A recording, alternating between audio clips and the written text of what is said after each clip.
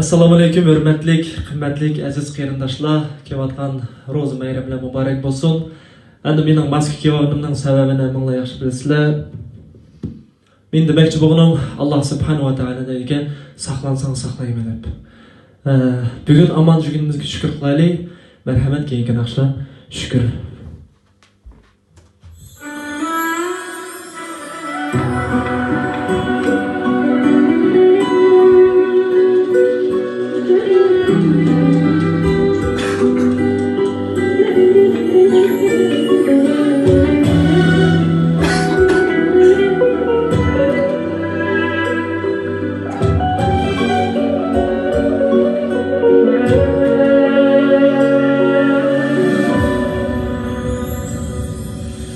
Bugün aman yürgenge şükür, gün nuri kögenge şükür. Bir olarga muhtaç bulmasdı, hayat peyzin sürgenge şükür. Hayat peyzin sürgenge şükür. Yığladım, yıkıldım, tudum.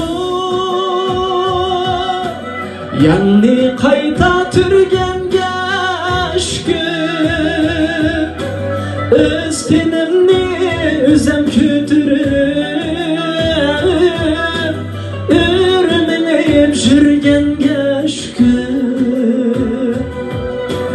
Öz tenimni özem kütürüp,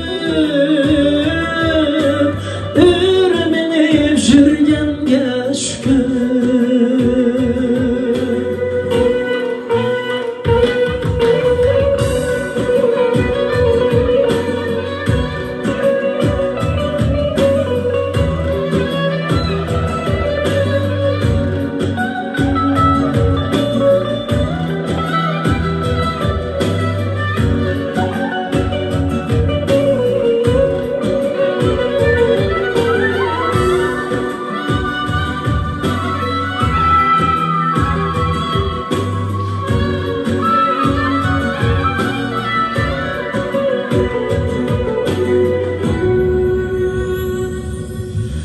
Göz yaş kolgan gol bulmay,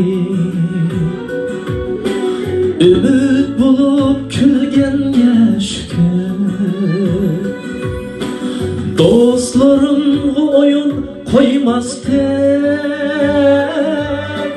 derdine dilga küngenge şükür. Derdine dilga küngenge şükür. Az bulsun o halaldım tibi,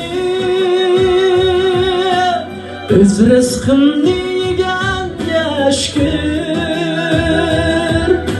Şükür ettim ne kısmetlerge,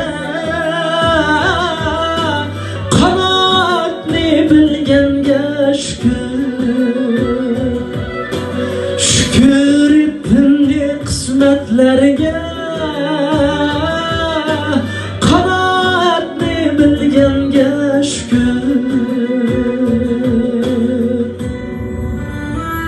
Rahmet, hepimiz aman olaydı.